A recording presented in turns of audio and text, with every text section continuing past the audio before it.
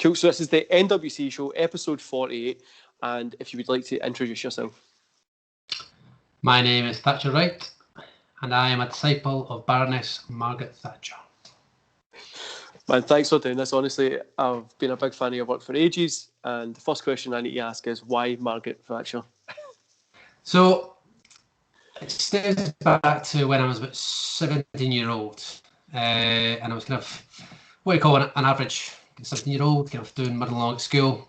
And then I seen a speech by Margaret Thatcher, and that inspired me to become kind of the man I am today. I researched more and more into her and kind of her background and everything about her.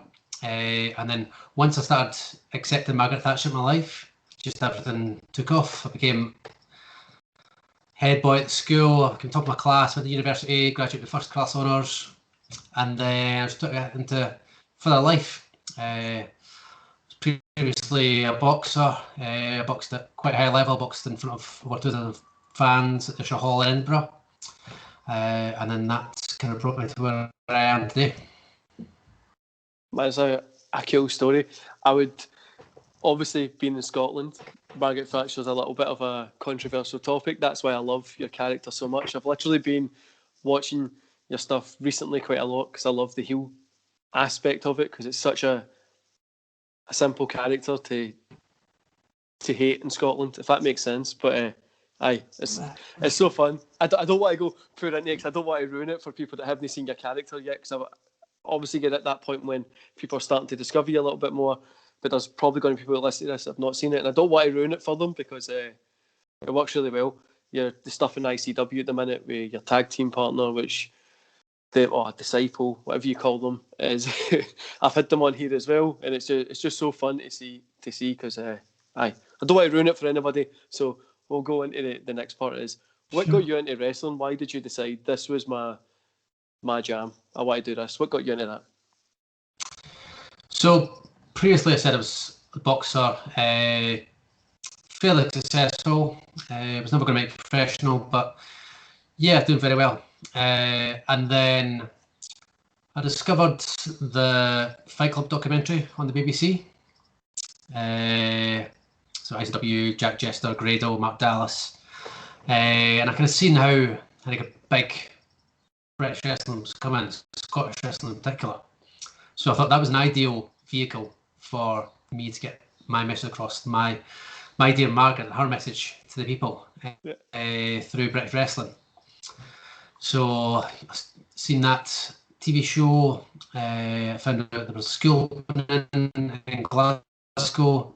There were 5 coaches: Red Lightning, Lionheart, Wolfgang, Jack Jester, and BT Gunn. Signed up there and kind of not looked back since. So that was 5 years ago. Man, I started wrestling training myself when I was 12, so it was like a long time ago. So I turned 30 this year, so it was like a long time ago when I started, and it was a lot more different than the way wrestling training is now, when it's a lot more clean in his professional areas. Mine was in Linwood in a garage, like an industrial estate garage in the middle of nowhere. There was like a ring if SWA was working. There was no ring. There was no really a toilet, no changing rooms. It was bare bones, and it's so cool to see how far it's came, and we're starting to see that kind of it develop now when we're getting guys like you that are coming through, and the insane Scottish talent that's on the scene at the minute with great characters, great work, and compared to back when I was coming in, when you did have great talent but there wasn't that many opportunities, but then now you've got a ton of opportunities and a ton of talent, which just creates an awesome wrestling scene. And I think it's only going to get better with schools like GPWA and Ep.48 and Fife. There's a few new ones opened down in England. Look really good. The Claw Wrestling in Wigan, run by the same people on TNT. There's Battle Ready in Newcastle, who I can't remember who runs that, but that's very professional looking. Kind of got the ring. They've got a lot of kind of gym equipment there as well. So I think it's only going to get better and better. I think with the facilities now, there's kind of no excuse for people that want it to be successful. People back, you're saying back, 18 years ago, there's kind of somebody's ring, somebody's not a ring, and kind of a lot of them done on mats. And I think that was a lot at the time. A lot of it was done on mats. But nowadays you've got a lot of amazing facilities, kind of all over Britain. There's kind of, no matter where you are in Britain, there probably is a wrestling school within 10, 15 miles, and probably a good one nearby as well. So if anyone out there wants to be a wrestler, there's no excuse nowadays not to be kind of reach your full potential. Because I think even if you look at Drew Galloway and his story, where he started from, and he had travelled from Scotland all the way down to the bottom of England in 10 hours and train and all that kind of the journey he had to go through to get to where he is. He's going to reach the top. So nowadays, if you're 18-year-old, you want it, there's schools there, there's coaches there that have got experience for the last 10, 15 years, and it's just going to go from strength to strength. So definitely, man. I think there's no limit on whatever age you are. If you've ever thought about it, if you've even had an inkling in the past but you didn't know where to go, there's schools literally everywhere, and there's shows everywhere as well, which is great for anybody who just wants to train in it, learn it, find out about it, and do maybe one or two shows. There's an opportunity for everybody, which is a better scene than what it was when I was coming into it, because there wasn't that many opportunities, and it was only a few companies you could really go to that done anything. Like you were saying there, a lot of it was down in London and England more, but they did have those guys that they always just settled for. It was like, okay, we're just going to, it's pretty much the same card you would see all the time when I was coming in, so it was hard to kind of break in. But today it's insane, which makes me so jealous for when I started. Yeah, and I think that the kind of opportunities people get nowadays through the internet and you've vanished. Sorry, I don't know what happened there. Yeah, the opportunities there for people are kind of endless as well. So previously, before kind of the internet and social media took off, you had to get to know someone down there and know someone to know someone. But if you're on the internet now, you can share your match videos, you can share your promos, you can get your character out there to people to see it. So there's kind of no excuse for, if you want it, you can get places. It's definitely kind of looking promising once we get back out of kind of the COVID era, as people call it. Once we get past that, back to kind of normal, then kind of the sky's the limit, really. Definitely, man. I just got my letter today to go get my first dosage of the vaccination, so that's going to be fun. It's like 5 days before my birthday I get it, so I'll be a good birthday present. But how have you felt? Kind of, obviously, I was saying you were on ICW and stuff like that, but how have you felt with COVID being there and working? Is it the guys that we've had on that have been on ICW? Obviously, it's been a cool learning experience to learn how to work the cameras a little bit more and stuff like that. But how have you felt it? Yeah, it's very different. The one big difference would be two promos. So doing promos in ring, usually the fans, some of the things I say they might not agree with. So that kind of plays into it. But now kind of free reign to say what I want, how I want. So that's a big difference. And then wrestling wise as well, you're playing to the cameras. They're there. You got fans are not getting involved, so it's very much a level playing field. There's no fan favourites at these shows. So people like myself that for some reason fans don't like, then there's no one there to kind of discourage me. So as you can probably see from ICW, and if you look at my record, I've only lost one match this year. It's a controversial loss. Crystal got involved. Some say that Crystal cheated to get Saki the win, but apart from that, I've had 8 matches, won 7. I've got the best winning records in all of ICW. So, and I've been watching them a lot. If you ever meet me in real life, or you know what I'm like in real life, like the real world, I'm the total opposite. The Britishness stuff and all that kind of stuff. It's no me. That's not what I'm into. Everybody can have their own opinion, obviously, politically stuff. That's not what I'm into. But your character, I just love. I love how it's just a great heel character. Heel work is just insane, and there's the sky's the limit for you just now, because in Scotland it's so easy to dislike the Union Jack, the Margaret Thatcher stuff, and it just brings everybody together in hate, and it's so fun, man. I love watching it, and I can't wait to come to ICW or whenever you're going to be working and seeing the crowd react to you as well, because I'll be just in my element to see, because I love heel work. I think it's such a cool. Obviously, it's easy to get cheap heat and stuff like that, but people from the rest of the world might not understand how much Margaret Thatcher and stuff like that is a real polarising figure in, especially Glasgow. Which it's got. I can't wait to get to see you. Like I said before this, I'm more nervous about talking to you than I was talking about Sabu, which is so weird. A childhood icon, but I just love your heel work. But I don't like it triggers me. So like it makes me before like, oh, I hate this, and I know how it works because I've done it before. But like I'm like, oh, I hate this. I hate watching it. And when something does it, that's when I know it's good. So that's a compliment for making me sit in my living room and shout at you. But man, so where do you see yourself in like a 10-year kind of period? Obviously, I'm not asking you to predict the future or anything like that, but do you see yourself being up there in Drew McIntyre's position, just being the best in the world, or do you see yourself taking your book of Margaret Thatcher with you to Japan and stuff like that? Yeah, I think the sky's the limit, really. I think this kind of start of 2021 is kind of the building blocks of what's going to come in later years. Thankfully, this kind of COVID era, as we're calling it, has allowed me more opportunities than I have in the past in ISW. So, taking that and just running with it. It's now on W Network every week. So it's a worldwide honest seeing all these matches. So I think the sky's the limit, and taking it from Scotland back down to England again. Hopefully back for Ireland. I was there in 2019.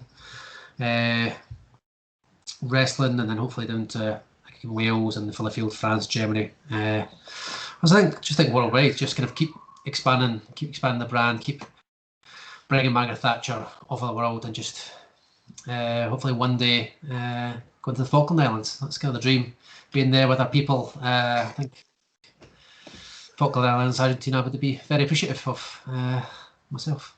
Man, that would be brilliant. It would be best heel work of your career, to say the least, if you did that.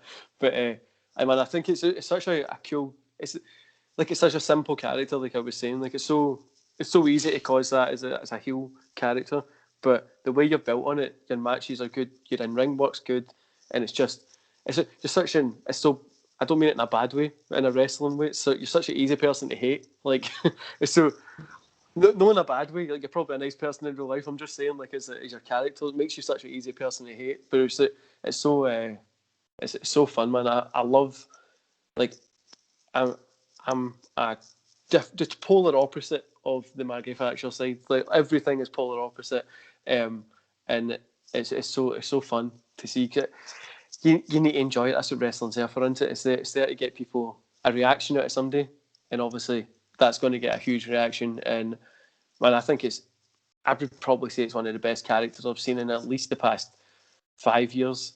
It's just such a polarising kind of thing. I'm just sitting here bigging you up now, but we'll move on to some of the other questions. So, do you keep up with today's product? Obviously, I know you're doing like ICW and stuff like that, but what's something about today's product that you enjoy? For me, it's how much there is. There's literally far too much wrestling to watch, but what is something that you enjoy about today's kind of product?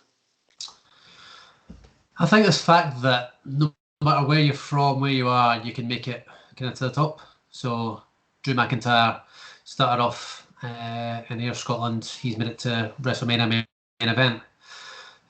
You've got Miro in AEW.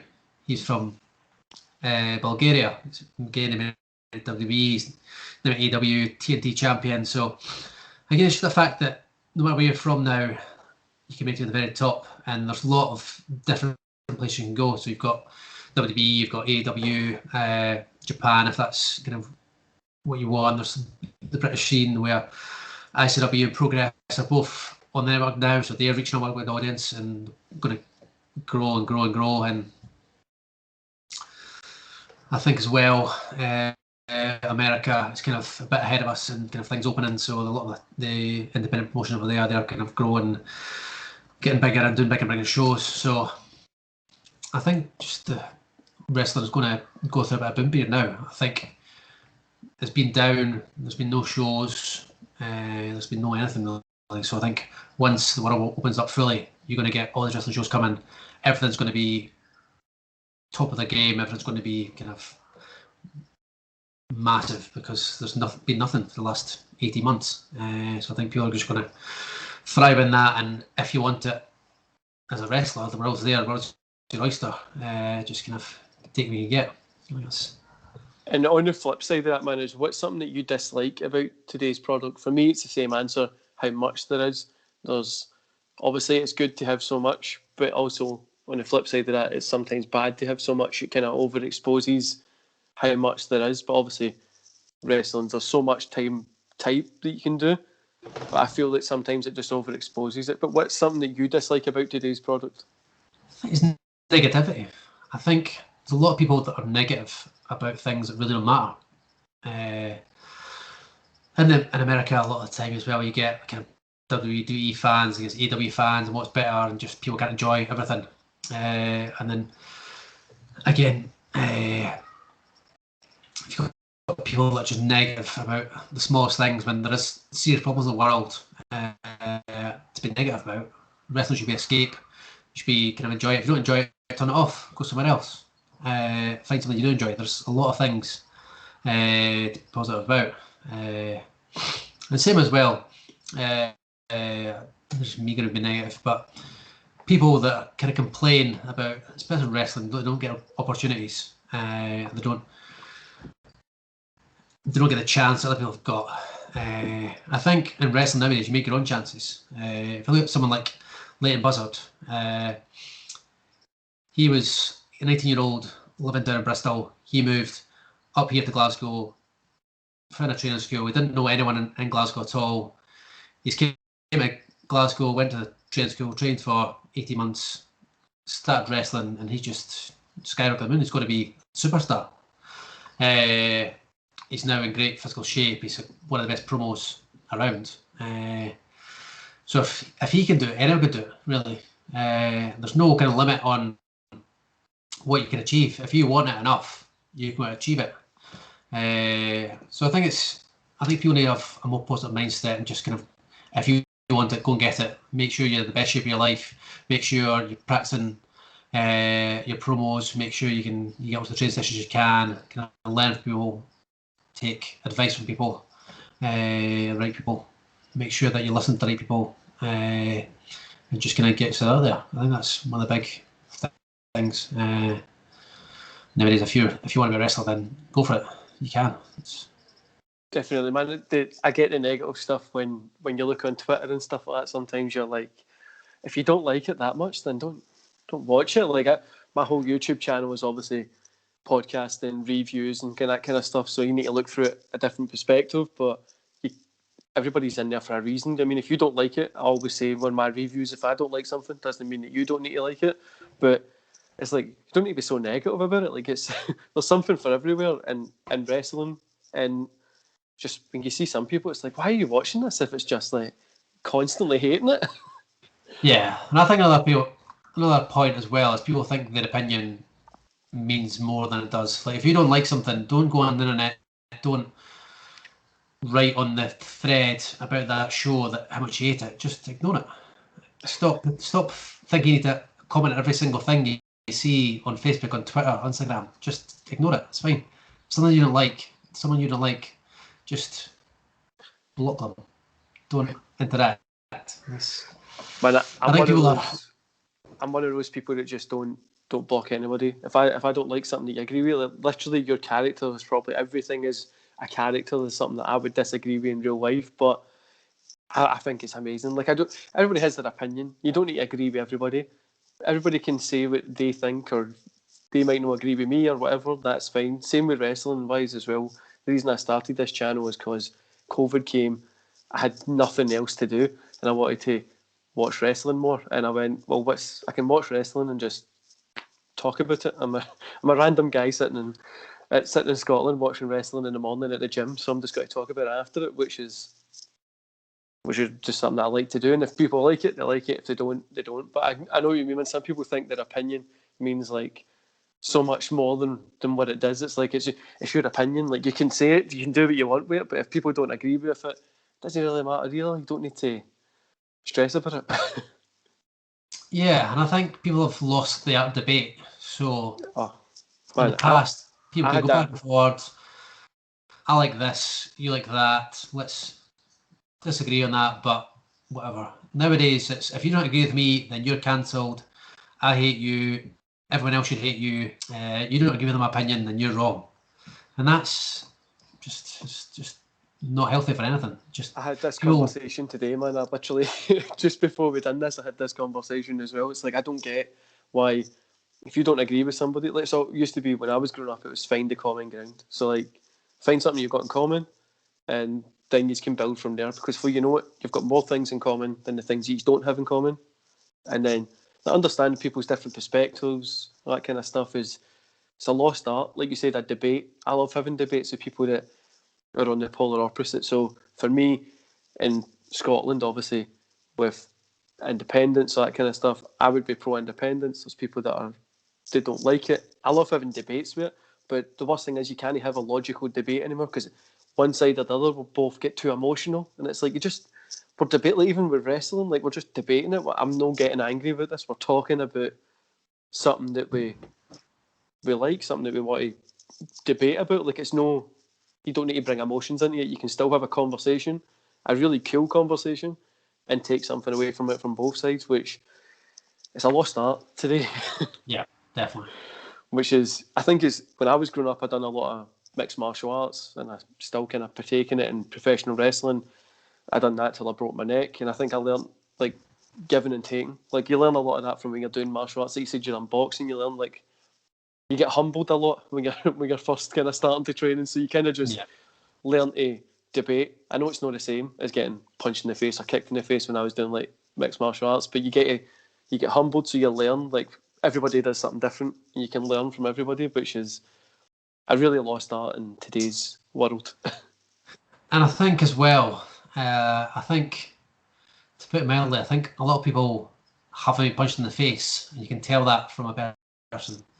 So people that have done mixed martial arts yourself, boxing myself, once you've been punched in the face and something punched repeatedly in the face, then you kind of get a different perspective on things. And I think schools, not kind of full contact boxing, but I think definitely boxing or some sort of martial arts should be kind of more part of school PE, kind of bringing that respect. I think teaching respect and kind of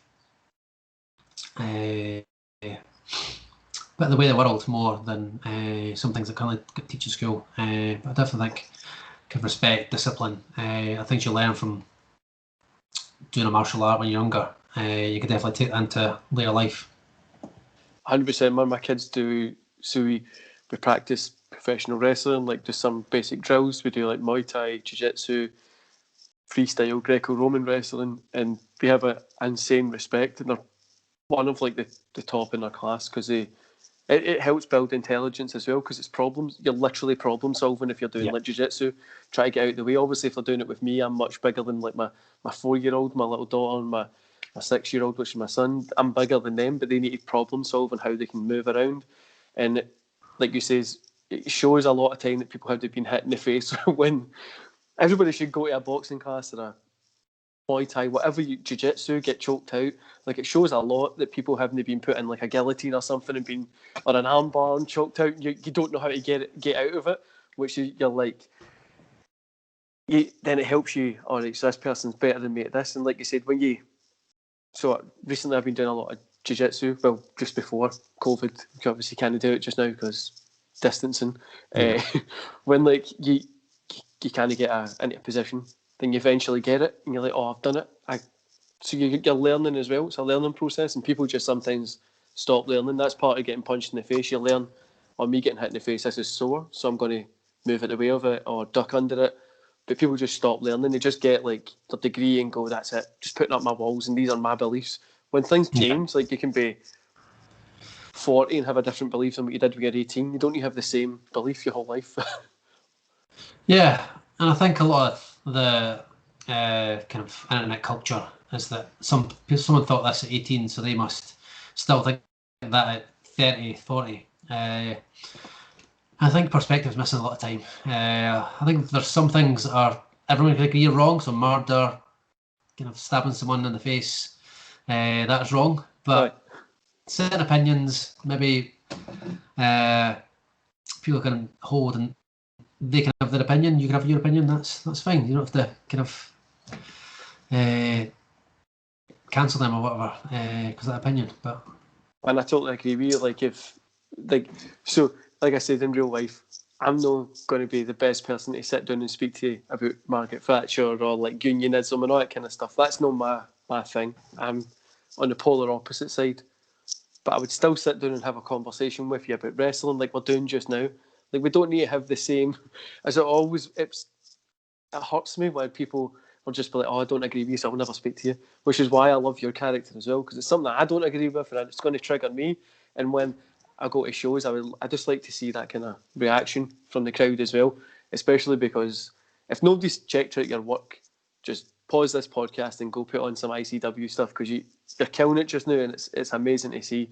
But so I could see definitely you being up there in the WWE stuff. They'll probably need to change it because they don't want to trigger like almost 5 million people in Scotland. But but if it was me, I would keep it the same. I think that would be, you'd probably sell more stuff if you'd annoyed a huge proportion of Europe. But it'd be fun in Argentina as well, and all the other places too. You'd probably sell a lot more, and people would want to tune in to watch you just get battered. But maybe like we were just saying there, like you can have a conversation with people, you can sit down and chat, relax, and a lot of people have forgot about that as well. Like, so I think a lot of people have forgot, like going to the gym, talking to people, meeting people.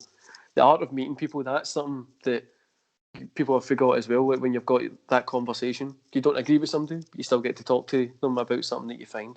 I always try and find something that we've got in common. We've got wrestling, and I'm a big fan of heel work because I love watching people get triggered. That's pretty much my YouTube search history, is just watching people get angry at everything. But so what wrestling style would you say is that you like today? Is it that old school kind of style? Is it that the British style, or are you bringing in some more high flying stuff? Or are you like me? If you put me in the top rope, I was hitting like a bag of rocks. There was no way I was doing like a flip or anything like that. What kind of style are you want to kind of bring in? Are you got to try and modernise it or what? I think about everything. I think one of the beauties of GPWA is that there was 5 different coaches to begin with, and then there's kind of more expanded. Kayla Ray's came in, Steve Boyce came in. So there's a lot of styles there, and I think it's just kind of taking a bit of each of them and kind of moulding that into kind of most effective for you. Now I'm never going to be someone that does a 450 at the top rope, but I can still take small things from each coach and kind of put that into my game. Someone like Wolfgang's really good at the British style and the kind of the older British wrestling from the 70s and 80s, the world of sports style. Red Lightning, someone that's one of the best promo in Britain today still. So I think it's just kind of taking a bit from each of them and just kind of incorporate that and kind of, as well, my fighting back, kind of using that to my advantage, to bring that into some of the boxing techniques, some other kind of jiu-jitsu techniques, Muay Thai, some of the stuff I've kind of don't have an extensive background in, but I do have some background in these other martial arts. So just I think bringing it all in a mix and kind of using that to when and if I needed. So kind of different opponents fit different things. From kind of against someone like Andy Wild, one style, against someone like John Tretton, who's a lot smaller in stature. Then I use more kind of throws and stuff on him that I can use in a larger opponent. So yeah, it's a kind of mix. I wouldn't say I've got one particular style, but just kind of a ground-based kind of mixed style is what I'd say really. Yeah, man, I love that kind of bringing in your sports background as well. I had Dean Ford in this not too long ago, and he has like a kickboxing background, and he's one of my favourite wrestlers to watch at the minute because he puts on a cool kind of, tries to bring that realistic kind of feel to it as well. which is it's always cool to kind of bring that in because there is similarity, you know what I'm trying to say, between both the real world and the wrestling world, which is real if people don't. It's real. But man, I remember when I was doing it, I was one of my best friends. He was like 7 feet, just 7'1", like that kind of area. So he was huge compared to me. He was like a whole other person above me. And I worked with him for about a year. So I'm like 5'11", 5'12"-ish. And I worked with him for about a year, which was just the most awkward thing to work with because I was just getting through a round. And then when I went in the ring with somebody my own size, I was like, this is so much easier. Like, I can move them around and we can have a wrestling match. We can play off each other instead of me just being in here with this huge guy, which used to just pick me up and throw me around and stuff, which is, it's a cool way to learn, but it's better when you're in there with somebody quite similar stature. No better, but like, it makes it a little bit more competitive, if that makes sense, Sam. I'm not just talking about No, yeah, I know what you mean. And one of the things I try to do as well is not to give too much away too early. So I can actually run, just sprinkling little kind of small changes in every match, throwing the odd spin heel kick in there, something that I don't normally do, but if the kind of occasion requires it, then I'll throw it in just to kind of surprise my opponent, something a bit different. I'll get in there as well. Something that I love about yourself, your character and stuff like yourself, is the fact that on social media and stuff like that, and you watch ICW, whatever, you've seen it's the same character that you play online as well as you play in wrestling. And something that I really dislike about today's wrestling culture as well is being negative at this point is so like when you see like a wrestler that's doing something in WWE, for instance, in Raw, and then they'll be posting pictures of like their cat, but they're on Raw, they've just like been took away in an ambulance, and it's like a couple of hours later and they're posting a picture of their cat out, or a dog out for a walk, or they're having drinks with the person we're going against and stuff like that, and you're like, just have your personal social media, but just keep it just that wee bit. Like it's such a silly thing just to be like, cool, just have a personal social media account and then like a real social media account for your wrestling work, and it would just make so much more sense. If like it's just a gripe that I've got it at the minute. Like I hate when I see somebody get hurt and then it's like for instance the Fiend, which is a demon character on WWE, and he posts pictures of his kids, and I'm like, just be the demon character for a couple of months. We don't need to see your kids. But it's something that I really need to say is great with your work. It's across the board, and it's gets people to buy into your character as well. I'll try to be consistent. So kind of honest with you, I've tried to make sure that people know when my matches are, what's the match going to be, who am I against, kind of why I'm against them. So I think it's all about being consistent, kind of drawing it all together. I think as well, kind of singular focus helps as well. So my focus is when I'm wrestling matches and ultimately getting Barris, Margaret Thatcher to the kind of the top level. So the more success I have, the more success she's going to have kind of globally. That's the goal. Man, see the pain that I have in my heart. Like anybody that knows me in real life that are going to watch this is going to be like these. It's just, the pain that I have in my heart when you're saying that. Just I'm from Glasgow, the city centre. If people don't know, just Google the effects that it had. Obviously, there's different opinions, but so heading up to the end of the podcast, 3 questions, 2 that I've sent you, 1 that we don't send. We always keep it a secret to the end so that people can hum and haw. It's a pretty fun kind of thing. But the first question is, who's your favourite wrestler of all time? You can pick a couple. Everybody always picks 2, 3 or 4. But who would you say is your favourite wrestler? I'd have to say Drew McIntyre. I think him now, some of his work over the last 5-6 years, it's just been phenomenal. Even back to his work in independence before he went back to WWE. Some of his work there was some of the best independent wrestling work there's been, and probably since then there's not been kind of my standards. I think he, at the time, he brought everyone up with him.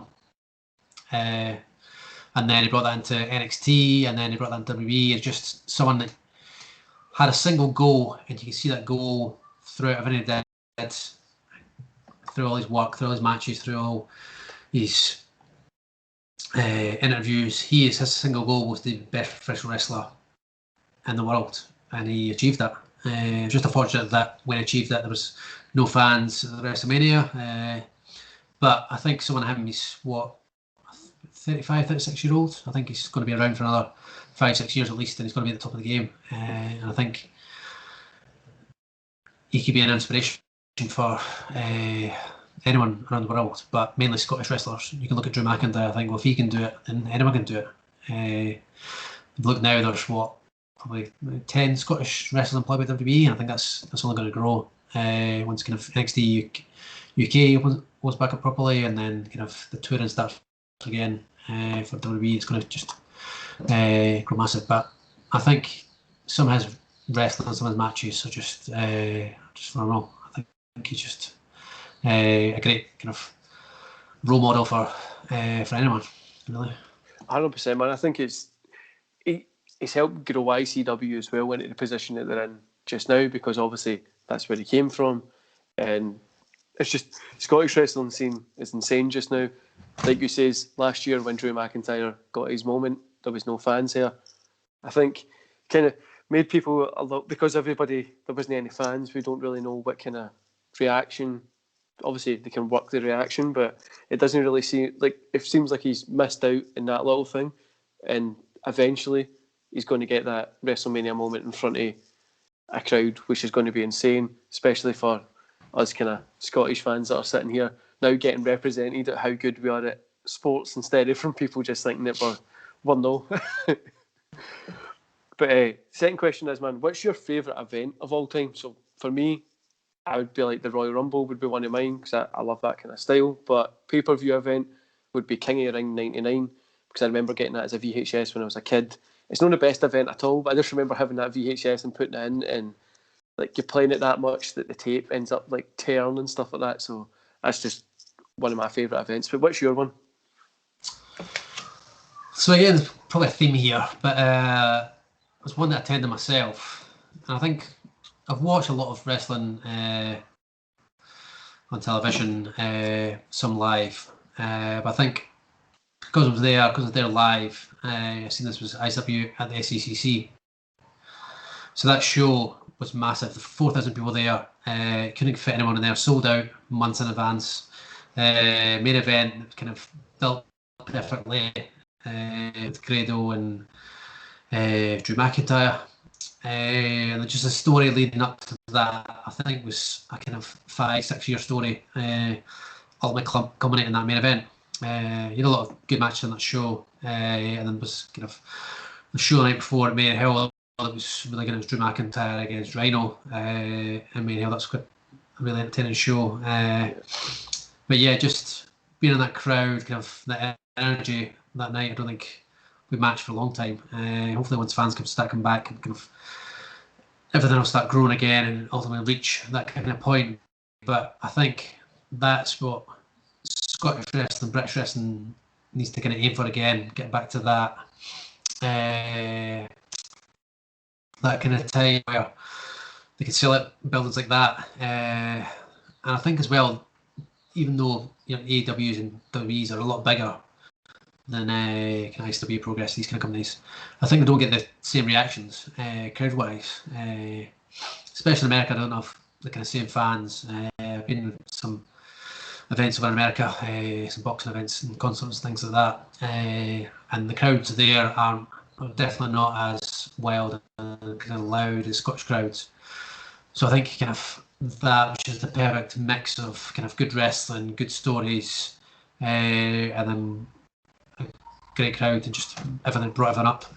It's top to bottom, that whole card was amazing. 100%, man. I remember ICW back when we were first kind of starting out and doing Maryhill. So there was like maybe 10 people, 12 people in the audience, and then seeing how far they came to that point, which was insane, because like obviously there was nobody really there, and then there was lots of people there. People forget about that journey, and like you said as well, like a Scottish or a Glasgow crowd on a Saturday night with some beers in them and stuff like that is a lot different than an American crowd. Unlike, 'cause I've seen the UFC in Glasgow, but I've seen the UFC in America, and it's two different crowds. Like, it's literally like going to see two different events completely, which is nothing wrong with American crowds. They're still fun and stuff like that, but just a better atmosphere in a Scottish kind of crowd, which I think you're always going to kind of get that because we're always just up for a good time. But the final question, man, is something that I love asking people because they'll always either hum and haw or they've got their answer straight away. I'll tell you what my answer would be, but I'll tell you the question first, obviously, is if you could replace somebody or add yourself to any match in history, what would it be? So for me personally, I would replace Owen Hart against Bret Hart, SummerSlam 94, Blue Steel Cage, because that's my favourite match of all time. Only if I was as good as Owen Hart, because I would probably mess it up myself. But what would be your one? Would it be one like we drew in it at Mania? Would you replace somebody in that, or have you got one that you would? I think so. I think WrestleMania 2020. If I ignore the pandemic and that never happened, it was at Raymond James Stadium in front of 70,000-80,000 fans. Main event: Drew Galloway, Drew McIntyre, Thatcher Wright. WWE Championship. I think that kind of says it all. I think on a wide stage, I think that would do millions and millions of buys on pay-per-view. I think the stadium is sell out. I think you've seen the scenes for the Royal Rumble. Several bars in Glasgow. I think if you had that match on in Glasgow in a bar, I think the crowd would go wild for one man and one only, and it would be Thatcher Wright. Sure. I would probably maybe disagree. The heel comes out, but man, it would be that would be a Scotland to England game definitely. It would be fun. But as everybody always kind of picks something that they love. Obviously, final question: coming in from like a boxing background and stuff like that, beforehand, did you watch wrestling or did you ever just see it like? So I went the other way. I done professional wrestling first. I done like karate and stuff like that when I was younger, which is karate. Obviously, it's got a purpose, but in a real fight, it's anybody that's really good at karate will probably be able to beat anybody up, but it's not very practical. If you've ever tried to do it to like someone who does Muay Thai, it's not practical at all. But like I went pro wrestling to MMA, and when I've done MMA, I kind of look back at pro wrestling, and it felt like a better progression because I went from learning the ring, learning the ropes, where things are set, into do like MMA. Obviously, it's in a cage or it's in like a different ring, which is completely different, but you get similarities. How did you feel going from the other way, going like from the wrestling's a real sport as well? We all know that, right? But going from like boxing to wrestling, how did you feel? Did you find any similarities between it? Did you already know how the ring would move? Because obviously boxing rings are a lot different than wrestling rings, unless you go to some independent shows that put a wrestling ring up and you hit those boards and that hurts.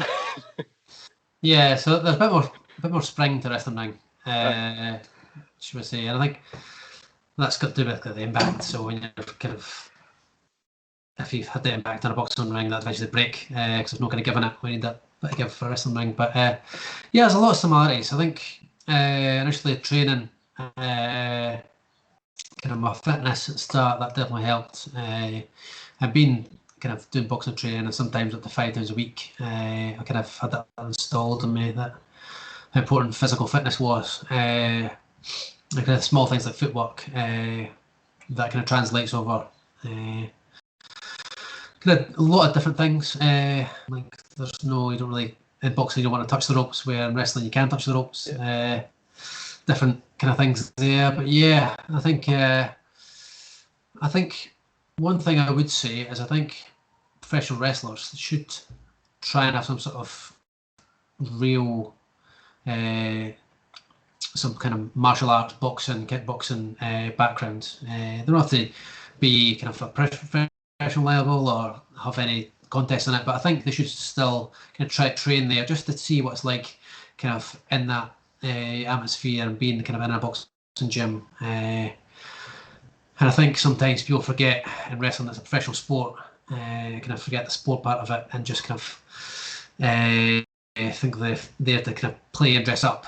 So I think people, not to name names or pick them out, but I think people try to class himself more as a professional athlete and kind of taking himself a lot better. And I think if you look at the guys who are kind of top of the sport right now, you've got Drew McIntyre, Bobby Lashley, Apollo Crews. They're all in fantastic physical shape. You look at kind of top ICW, Jack Morris, Leighton Buzzard, Jason Reed. These guys are all in fantastic physical shape. It's no coincidence that these guys are at the top because they look after themselves and they train 5-6 times a week to make sure they're in that shape. So I think for any kind of young wrestler out there, if you want to be that kind of top guy, you need to make sure that everything about you looks like a top guy. And these guys do, and I think they're the guys that are going to kind of go to the top in the sport. 100%, man. I think as well, a lot of people forget the training part of wrestling. When I was doing it and competing, I just trained every day. I had nothing else to do, so I was going to school and going and doing wrestling training and having matches at the weekend, which my mum didn't know about. She used to thought I was working in a shop, so I used to lie about going to like wrestling training and stuff like that. But that's all I'd done. Like, it was just every day. Like, I would get up in the morning at 4, 5-ish to go for a run, go to school, then go lift weights, train, practice, go to, if my friend was wrestling during the week, I would go there. It's a whole, like, it's not just like, oh, you just go there, put some face paint on and go out in the ring and wrestle. There's a lot of stuff that goes into it. It's not just like if you see somebody getting really successful, like a Drew McIntyre, Drew Galloway, you get him to that point, you might only think he's only been doing it for a couple of years, but that's like 20 years of continuous work and hard work that pays off, which a lot of people forget about. And that's something that I think martial arts, boxing, Muay Thai, Jiu-Jitsu all can help with, because it gives you that kind of basis. The worst thing for me is going the other way. When I went to like Muay Thai, I was trying to like no hit. I wasn't hitting as hard as what I could because I didn't want to hurt somebody, because that's what you've been training to do. But going the opposite way, I remember Dean Ford saying that he was like, oh, it was a bit weird because he was used to just hitting people as hard as he could, so that he was trying to learn how to do it. But I suppose there's difference each way. But people would forget the fitness side of it. It is tolling on your body, and yeah. People always forget there's that fitness side, and there's a lot of injuries. So like, I broke my neck, I had to stop wrestling, and like, there's a lot of stuff like that can go. Plus, I've never went a podcast without mentioning that I've broke my neck, so I had to slip it in there, because everybody will be like, when's he going to slip it in? Yeah, and I don't think you can train to avoid breaking your neck, but I think a lot of injuries can be avoided, or certainly take precautions by training, by stretching, by doing all these things. Will definitely limit injuries. It's not going to stop it completely, but being in great physical shape, being able to go right from bell to bell, that's definitely going to give you an advantage. I think I train at Anger's gym in Glasgow, and you've got guys there training like Wolfgang, BT Gun, Stevie. They're there every time I'm there. I see them training the weights, they're training in the ring. They're practicing technique, they're working on small things, working on new ideas. These guys, they're at the top. Wolfgang's in NXT UK, Stevie Boy and BT Gunn at the top of ICW, top of British wrestling, but they're still trying to improve, constantly trying to kind of reinvent themselves, find something new that's going to take them to the next level. And that's kind of, if you're a young wrestler, that should motivate you to try and kind of get to that level as well. And just keep improving. Because these guys are always improving, so you need to kind of make sure you are doing everything you can to improve as well. Definitely, man. So this is obviously the end of the podcast. I've got your social media links in the description below. You're on ICW. What would be a match that you would recommend somebody to go check you out first? Would it be go just find you on the WWE network, which must be cool to say to your friends and stuff like that, or would you recommend them to go find you on YouTube or something? What's something that you would recommend somebody to go find you for your first impression of you? So I think there's a couple of things. I think on YouTube, if you search Thatcher Wright, one of the first things that comes up is my ICW debut when I came out, and my actual promo. That's kind of a good introduction to Thatcher Wright and who he is. And then on the W Network, there's quite a few matches up there now.